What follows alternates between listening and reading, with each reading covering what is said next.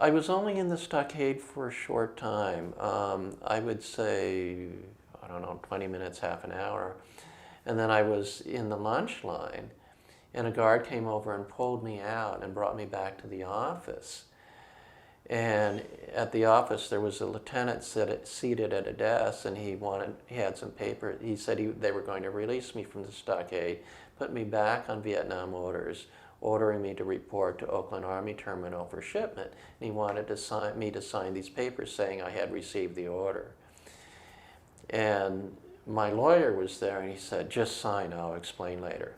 So I signed the orders, and my attorney started driving me out of the stockade, and I'm going, well, wait, what's going on? I don't understand. It's like, I'm guilty, I'm pleading guilty, all the evidence proves I'm guilty. How can they just drop the charges and release me? They had 15 years worth of charges. They had disobeying a direct order, refusing an overseas shipment, refusing to serve in a combat zone 5 years each. They dropped all that, released me from the stockade, put me back on Vietnam orders. I said, how can they do that? And my lawyer said, Mike, the Constitution promises you the right to be found innocent if you're innocent.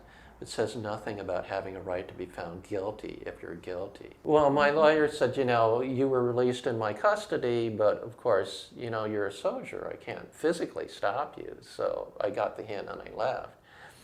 And then I hid out at a friend's house and was going around and around in my mind as to what I should do. And I eventually kind of realized, I was hiding out for a couple of weeks, and I eventually kind of realized that, I've already tried jail, I've tried conscientious objector. The only other choices are either I go to Vietnam or I go to Canada.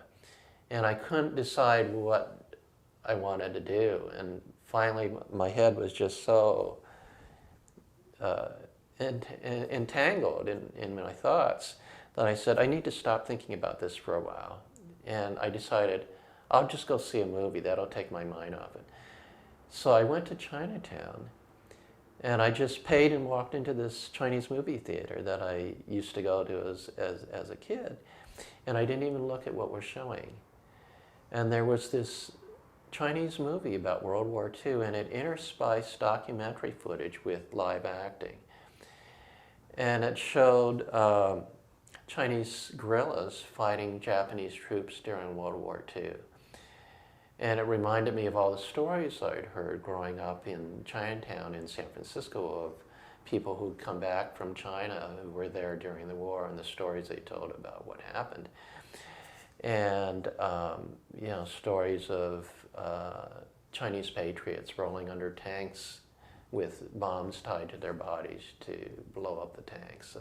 Stories of little kids sneaking into Japanese camps to steal food to bring back to their families. Stories like that. In this movie, there were scenes that well, let me just tell you one scene. Mm-hmm.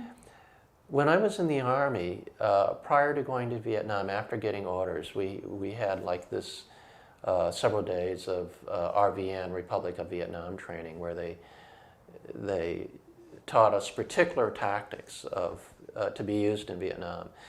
And one of them was, if you're in a truck convoy going along a road, frequently what happens is the Viet Cong will blow up the first truck, either with a mine or a weapon, which stops the whole convoy, because a lot of those roads were very narrow roads with jungle on each side.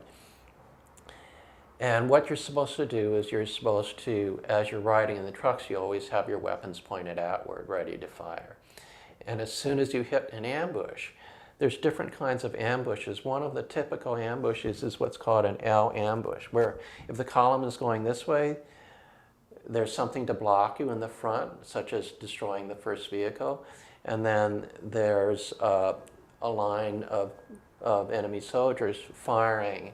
Mm-hmm. When you're in a clear area and they're in cover, that they can fire on you, and they only attack units that they know they can wipe out in 10 seconds because they need to wipe you out before you have a chance to counterattack.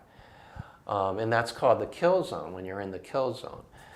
So the training was you have your weapons out, ready to fire instantly if you see any enemy, and then if your convoy hits an ambush, what you do is you leap out of the trucks instantly and charge the ambush and try to get out of the kill zone within 10 seconds. So in this movie, there's this mountainside and there's this narrow road going along the side of the mountain. The Japanese truck convoy is coming along. All of a sudden, there's an explosion that blows up the first truck, stops the whole convoy. Japanese troops are riding along with their weapons out, just like we were trained. They immediately jump out of their trucks and try to charge the ambush exactly as we were trained.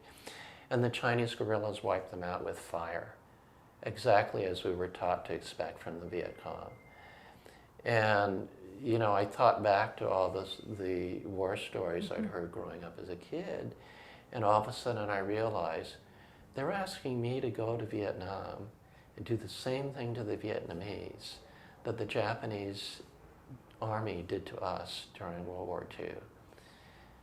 And that's when the whole thing solidified. You know, it's like, this is a war of imperialist aggression, just like the SDS organizers said. You know, and this is just like Japan invading all of Asia, you know, Korea, China, Vietnam, Indochina, you know, it's the same thing. And it was at that point that I really made up my mind that, okay, this is very clear. I mean, I'm not going to do this. Yeah. So that's when I decided I'm going to Canada. I'm not going to Vietnam.